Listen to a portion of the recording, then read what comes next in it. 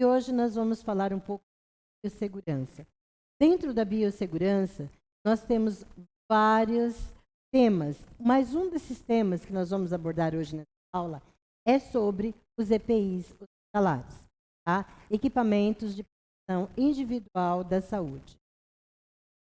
Bom, um dos grandes desafios hoje dos gestores que gestam os hospitais e as clínicas é prevenir as infecções causadas por germes, bactérias, tá? E outros micro-organismos. Para tanto, os profissionais precisam aprender a fazer uso desse EPI para poderem se prevenir e evitar situações desagradáveis, como infecções. Os equipamentos de proteção individual da saúde são essenciais, certo? Por exemplo, nós temos a nossa norma regulamentadora, a NR32, que diz que trata de medidas necessárias para combater as doenças ocupacionais, é o uso desses EPIs. Qual a importância do EPI na área hospitalar? Já que nós estamos falando direcionado ao curso técnico de enfermagem. Os hospitais e as clínicas são ambientes que requerem atenção dobradas, tá? Não só com a limpeza, mas também com o uso de descartes de materiais corretos.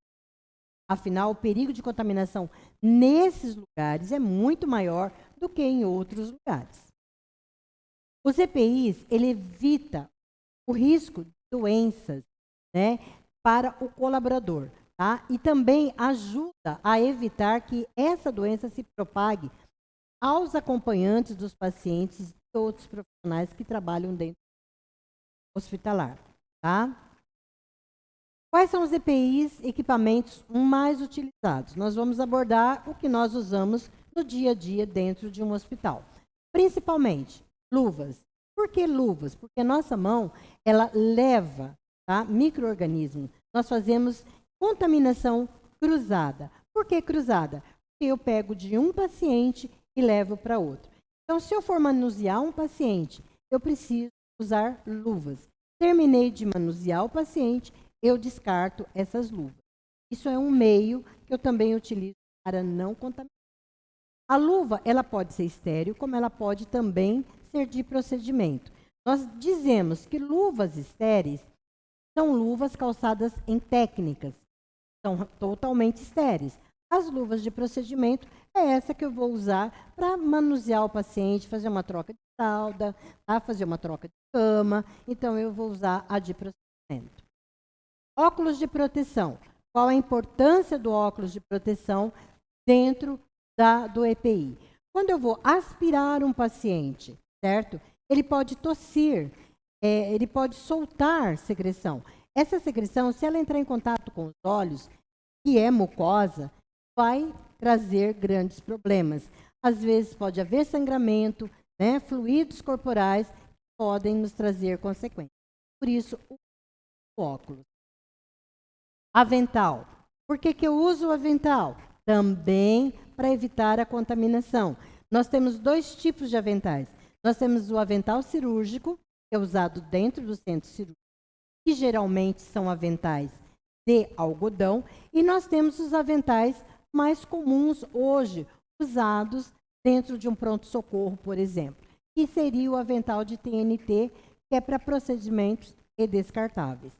Já no caso do centro cirúrgico, ele é de algodão e ele é esterilizado, lavado e esterilizado pelo próprio hospital para ser usado dentro do centro cirúrgico. Eu tenho as máscaras cirúrgicas. Por que máscara cirúrgica?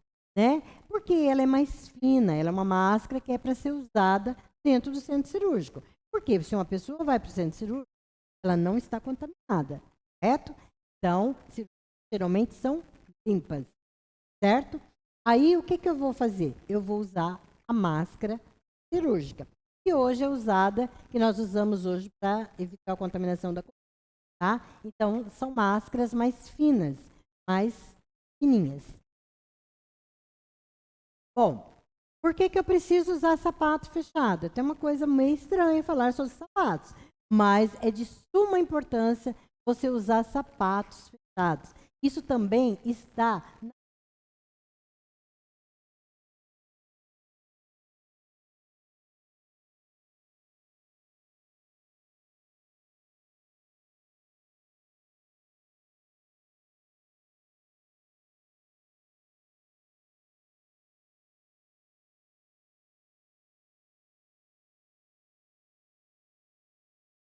todos soltos, aquele cabelo entrando dentro da cirurgia, caindo ali, não dá, né? Vamos ter que usar touca. E alguns procedimentos também. Às vezes eu estou cuidando de um paciente, por exemplo, ele vomita, eu estou com cabelos lindos, acabado de escovar, vai sujar. Melhor touca, né? Para evitar. A máscara 95 é uma máscara muito utilizada em doenças com micro-organismos, com 3 micras, assim dizendo. Por quê? Porque ela tem uma camada de 3 forrações, tá? E ela não permite que o vírus entre, certo? Então, ela é muito utilizada, principalmente quando a gente fala de pacientes infectados com tuberculose e algumas outras doenças respiratórias, tá? Aqui a gente vê que ela é um formato diferente, a gente chama de bico de pato, tá? Porque ela tem muitos forros e ela dura até 8 horas. Protetor facial acrílico a gente utiliza, principalmente em expurgo central de material para lavar os equipamentos, tá? Bom, aqui como é que a gente usa os EPIs, né? Então eu venho na sequência, tá? Primeiro, eu uso o avental, a touca, a máscara, tá? Os óculos de proteção, as luvas, tá certo? E outra coisa, usei os materiais. Aonde eu descarto? Vamos lá, vamos. Eu tenho os materiais, que são as classificações de resíduos. Eu não posso jogar em qualquer lugar meu material. Então, eu tenho resíduo infectante. Todo o material que eu utilizei, luva que eu troquei fralda, a fralda que está contaminada, o avental que eu utilizei, tá? A máscara que eu utilizei, a touca, eu vou usar onde? No infectante. Resíduos químicos para químicos, resíduos radioativos para radioativos.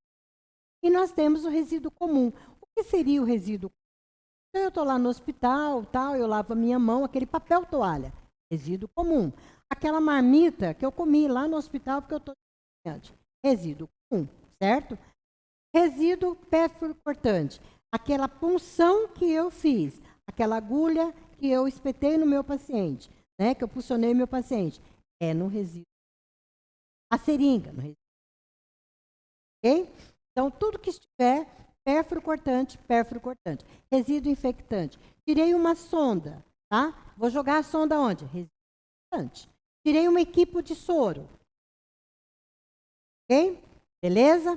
Em uma outra aula nós vamos abordar esse tema que também é muito interessante. Aqui as nossas referências e aqui eu agradeço pela colaboração e pela participação de todos.